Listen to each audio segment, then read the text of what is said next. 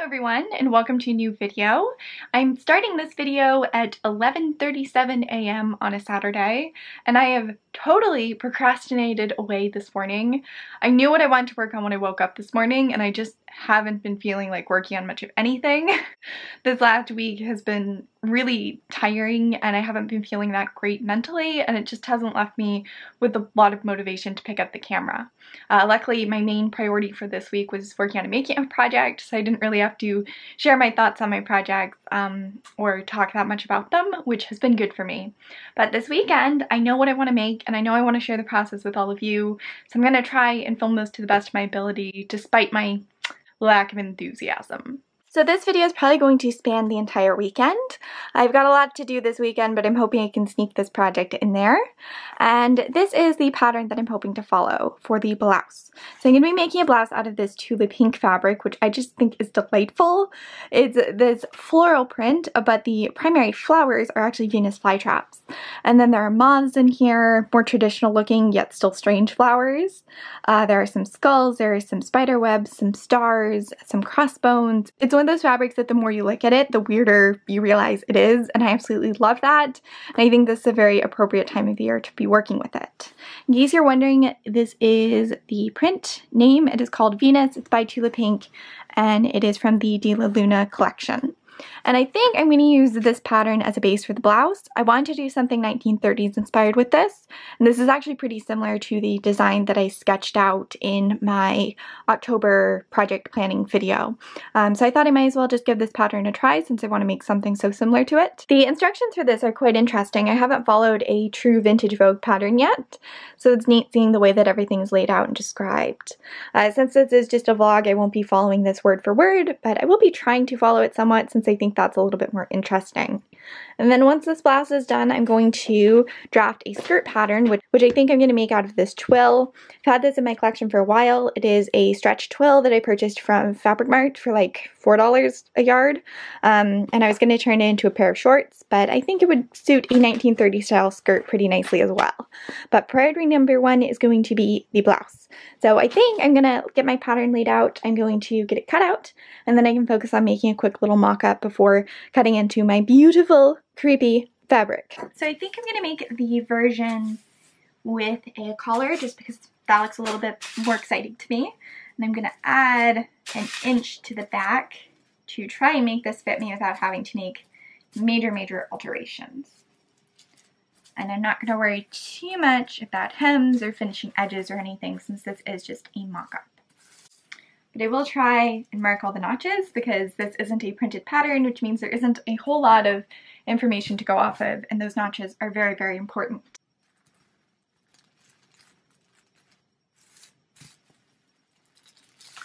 So I guess while I'm penning this out, I will talk a little bit about this week. As I said, it hasn't been awesome for me mental health-wise. I feel like I'm always like 2 things going wrong away from feeling like a complete failure in life. And more than 2 things have gone wrong this week. A couple of the projects I was really excited about for October just have not gone well at all.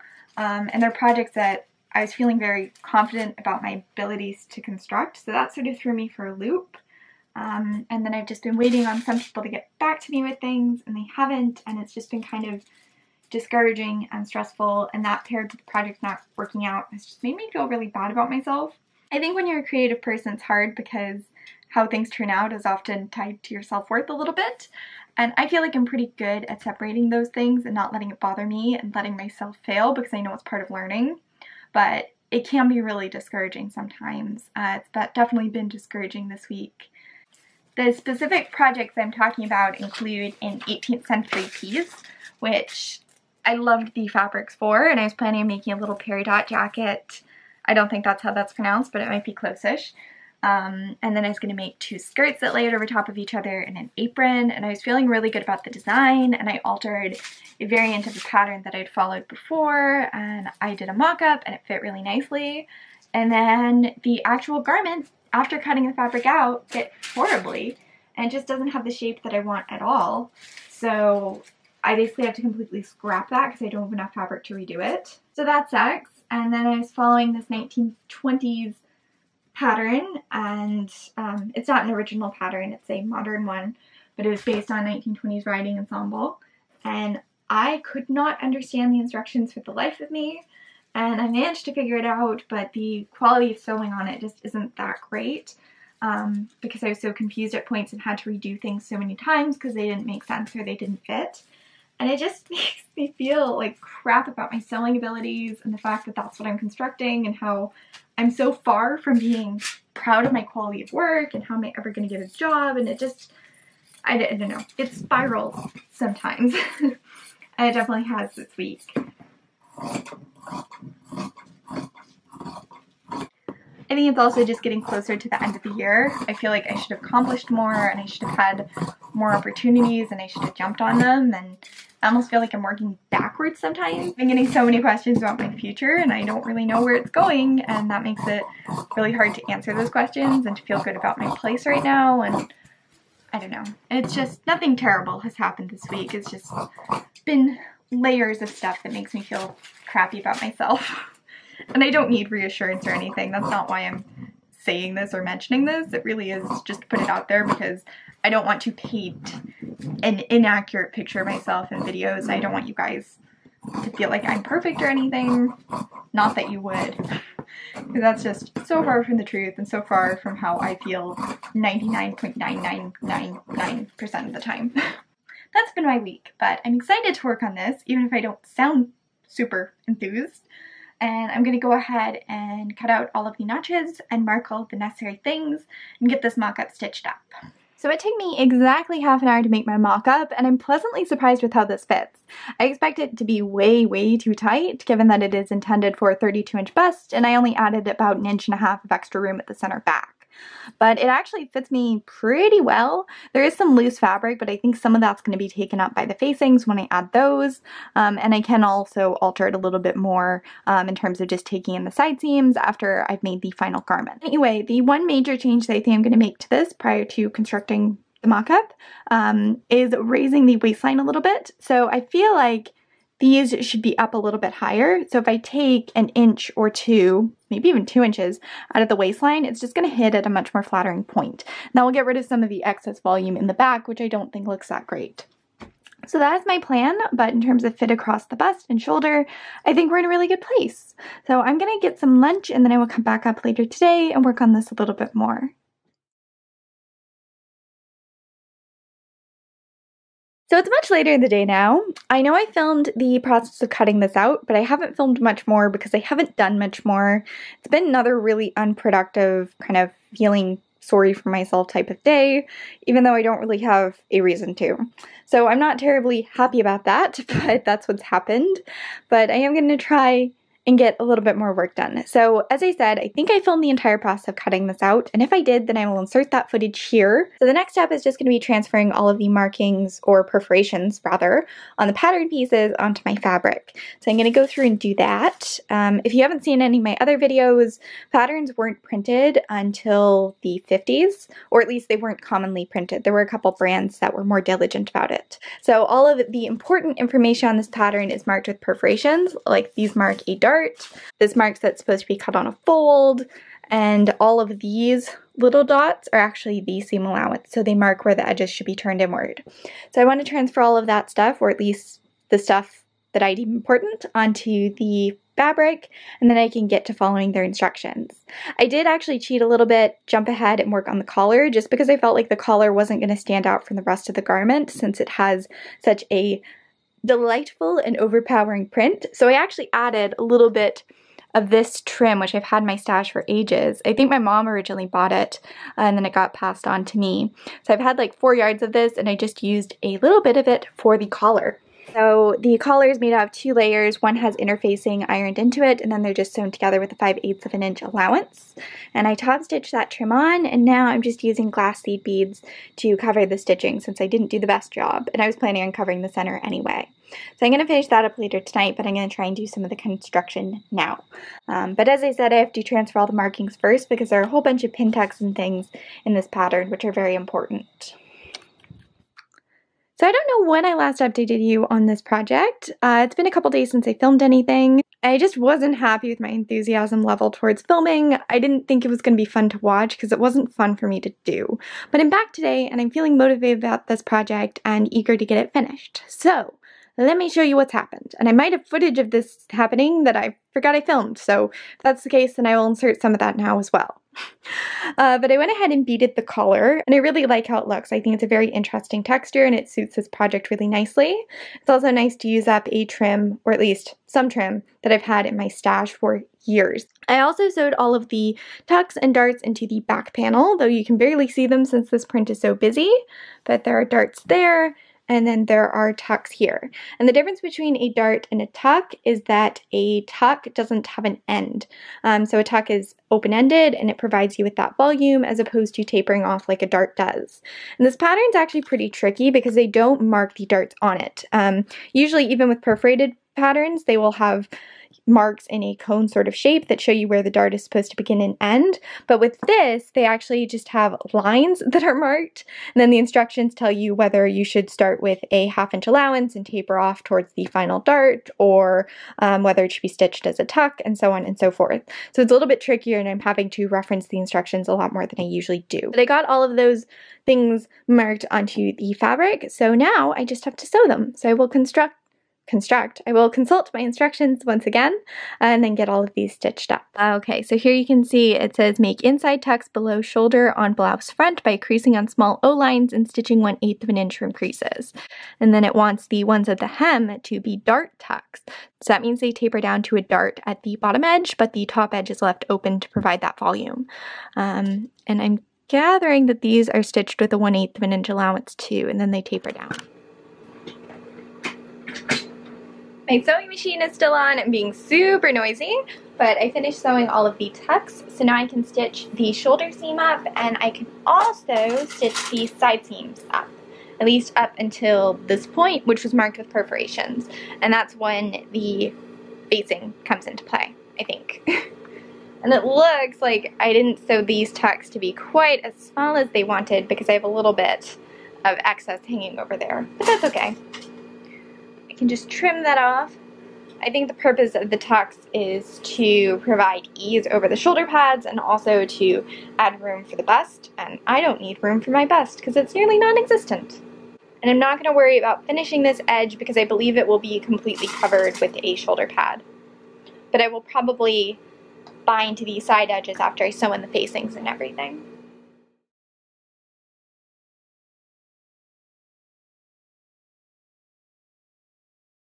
So it's a bit later in the day now, and I just finished sewing in the facing, and I also finished adding the beads to the collar.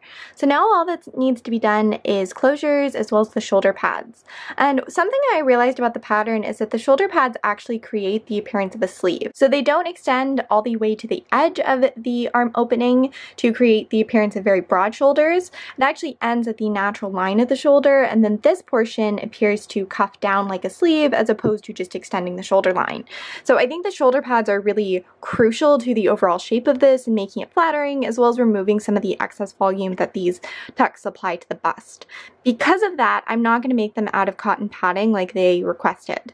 I have a few other shirts where I've done that, and though I really like the look because it's very soft, it doesn't tend to hold up well to machine washing. So instead, I'm going to use these foam shoulder pads, and I'm going to make matching covers for them and then stitch them into the bodice. I think that's going to be the best option for this.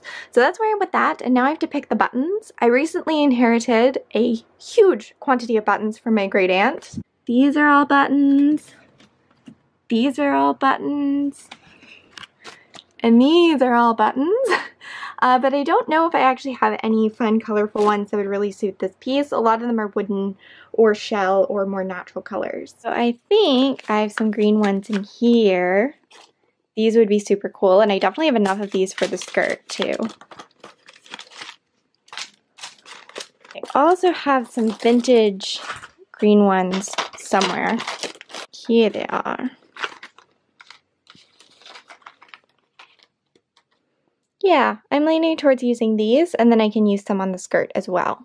I love the packaging of these, so I kind of want to keep these over these ones, but I want to save some lime green buttons in my stash to use on 1940s style playsuit, and I think I need more than 10 for that project, and I only have 10 of these, and I've got, I don't know, 15 of these? More than 15? So I think these are the best candidate. But I love my button box so much. I'm really excited to get the other ones organized. I'm obviously going to have to get a bigger box or just keep that collection separate, but this is like my favorite part of my sewing room is just looking through buttons. Look at these ones. They're amazing. So it's me from the future because I was just editing this video and I realized how neglectful I was about documenting the process of this blouse. I think that really goes to show how unenthused I was for parts of filming this project, and it's such a shame because I really love how this turned out. I think it's super cute and the way it's constructed is quite interesting, so I wish I documented it more thoroughly. I know I filmed a little bit of the process of sewing the facings into the arm openings. There's a 1.5 inch wide facing on both sides and it fit into the bodice really nicely and was really easy to stitch down. There's also a facing that nicely finishes the edge of the collar and the front portion, which is really common on blouses from the 1930s through the 1940s. So it's just slip stitched into position and it keeps everything nice. I also sewed in the shoulder pads that I mentioned. I thought I had a clip of this, but evidently I didn't. So I just covered some purchased shoulder pads and then tacked them in place in 3 different places on the blouse. I'm really happy with the shape of it and the fit of it and just how it looks as a whole. I think it's really cute. I ended up using those green buttons that I showed and I stitched all of the buttonholes by machine using matching thread, and I just cut them open with the seam ripper and used some fray check to keep them in place. So that is that, and I'm really happy with how it turned out and I can't wait to get some worn photos of it. Spoiler alert, there aren't going to be worn photos of it in this video, but I will try and get some worn photos later on in the week once I have something to actually pair with this. Speaking of things to pair with this, I want to show you one thing before I dive into the skirt sewing content. I purchased this hat on Etsy and I debated about it for a while because I wasn't super confident that it would match the green tones in this blouse, but I didn't have a hat in my stash that I thought would match it nicely, so I decided to take the plunge and get it, and I'm so glad that I did. Not only is it really flattering and in really good shape, it also matches this bodice perfectly. Like, look at how well it brings out those green tones. It's showing up a little bit lighter on camera. In person it's more of a vibrant lime green, but I think it's going to be the perfect complement to this blouse and whatever outfit I pair it with. And now I can dive into the skirt related content, which didn't go nearly as well as this blouse. So I just finished cutting out the skirt, and I didn't film myself draping this just because the process was quite messy. It was really a sloppy draping job, and I'm being kind of sloppy now. I actually decided not to make a mock-up because I'm fairly confident with this piece. It's such a simple design and it's a slightly stretchy material. The only real alterations I could see making to my mock-up would be taking it in at the waist or letting it out. And since I'm making this with 3/4 inch seam allowances, I can do either of those things pretty easily just by altering the side seams on the garment. So I chose to dive right in and cut out my fabric straight away, and hopefully that won't horribly backfire on me. It's currently about 4 o'clock and that's when my dogs usually get fed, so I'm going to take them downstairs for some lunch, and I'm going to get myself some lunch as well, and then I will get back to work on this in a little bit. I'm working on this stupid pair of 1940s khaki colored pants, and we have hundreds of spools of thread in this house and none of them are even remotely close to matching it. You'd think it wouldn't be a hard color to match, but the top stitching I've ripped out like 4 times because I just can't get the tone of it right. And we had almost a dozen options for this weird yellowy greenish toned stretch twill. So I think this is my top candidate. It is signature F102 if you are interested, but this is a pretty good match for it as well. I'm going to make a couple of bobbins up of this and then we can get to top stitching everything together. So I kind of got ahead of myself. I made the bobbins and then I decided to do a bit of the top stitching work before I had to go downstairs to take care of the dogs. And it's been about 20 minutes and I managed to get the front pieces assembled as well as the back pieces assembled. Everything is secured together with top stitching, and the top stitching is such a mess. I'm really glad that this thread matches because it is not evenly spaced. It is so wobbly and I'm so embarrassed. It looks like a 5-year-old did it. And it's because of this stupid fabric, or at least my skills with this stupid fabric. This is a 4-way stretch twill and it actually has like 50% on the grain stretch. It's very stretchy given how thick and tightly woven it is, which I kind of like because it means I'm going to be able to get a good kind of authentic looking 1930s fit over the hips, which I might not be able to pull off, or certainly not pull off as easily with other fabrics, but it makes it very, very difficult to top stitch on because it just stretches as you sew it.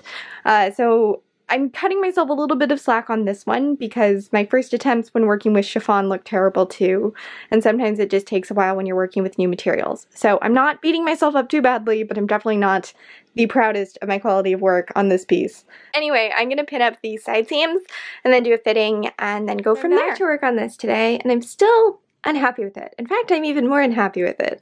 Though the shape and the fit is fine, the top stitching just looks so messy. I ripped this part out last night and redid it like 3 times, but I think I'm going to rip it out again because I just don't think it's flattering. I'm also having a problem with the waistline. So I drafted this to be a lot higher waisted than I expected, so I decided I could just go ahead and finish the top edge and not have a waistband. But to add some durability to the waist of the skirt, I sewed in twill tape, and it just flares up and looks awful. It also makes it really difficult to get on and off because it reinforces the size of the waistline and the material loses a lot of its natural stretch.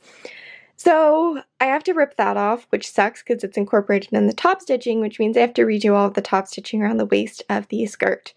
And I'm really not sure where to go from here. I feel like it needs a waistband, but if I add a waistband, I don't know, I feel like that's gonna reduce the stretch of the skirt, and it's going to be difficult to attach a waistband that's the right size with the stretchiness, and I just hate working with stretch materials. That probably just sounded like mindless rambling, and it kind of was, but I'm not feeling great about this project and it's just frustrating. So I think I'm going to try it on and I will show you the issue that I'm having, and then I will try and come up with some sort of solution for it. You know what, this actually doesn't look nearly as bad today. I definitely still need to remove the twill tape that I sewed in to reinforce the waistline and restitch that and actually tack it down so it doesn't flare up like this. But the fit isn't as dreadful as I remembered. I still hate the top stitching here, and it's so frustrating because it's not super uneven. It's just the fact that this material is thicker makes it pop out more. And it is slightly uneven. I also nicked the fabric, so there's a little hole there. It's all very frustrating. But I'm not really sure what I can do to fix that unless I like chop the skirt off here and don't have it lap over like that, which I guess is an option. I might just go ahead and remove this stitching and play around with it for a little bit and see if I can come up with something that I like better, because I don't feel like I'm going to wear the skirt when it's bulging like that. I just find that really awful to look at. I also had to add darts to the back of this to make it fit better, and the darts are too long, so now I get like this little poking out thing right here. This is just a mess. I managed to kind of fix the problem with puckering at the front just by removing some stitching and then folding it inward and top stitching it separately. So now it doesn't lap over as far and it doesn't look nearly as awkward. So I was feeling pretty good about that, and I went ahead and I hemmed the skirt, and then I attempted to do buttonholes, and my machine is jamming horribly. It does not want to stitch buttonholes into this fabric, and it's been a disaster. I've had to rip out the top one 3 times and I still haven't gotten anything close to a passable buttonhole. So I was really hoping that I would put it on and it would look awful and I could justify just giving up on this project and calling it a first attempt at working with stretch twill and kind of view it as a learning project instead of something I need to finish and actually wear. But it looks so cute with this blouse. Now I feel like I really have to finish it. I didn't think the green tones in the blouse were actually going to match this skirt, but I feel like they match perfectly, and it would be a shame not to finish this and get photos of this as a finished outfit because I think it's pretty cute. But at the same time, I really don't know how likely I am to actually wear this skirt, and I feel like this blouse would look really, really adorable with a pair of black pants too. And I have fabric for a pair of black pants, and black pants are something I definitely want to make and integrate into my wardrobe. So I'm really feeling quite conflicted about whether or not it's worth finishing this skirt, because I don't think with the issues it has with top stitching I would ever wear it, even though I fixed this part. Like, it's very, very rare for me to actually wear something that is lighter in color on the bottom. But this looks so cute, so I feel like I need to finish it. I just wish I had more buttons, because part of the issue I'm running into is that I only have 3 buttons for the skirt, which means they have to be spaced pretty far apart, so I'm going to have to sew in hooks or something to keep this properly closed. I just don't know how I feel about it. Well, I know how I feel about it. I feel like I really hate it. But I also feel like it looks cute, and I don't know what to do. This has been the worst sewing week ever. Oh, and I just want to go downstairs and sleep. I need to work on something else for a bit and maybe come back to this later today and then figure out what to do from there. I was really hoping that I could get this done and dusted this morning, but it just doesn't want to behave, and I don't know how I feel about it. So I think that's where I'm going to end this clip and potentially end this video, because if I decide not to finish this skirt, then I really don't have much more footage to share. I'm probably just going to dive into making a pair of pants to go with this instead.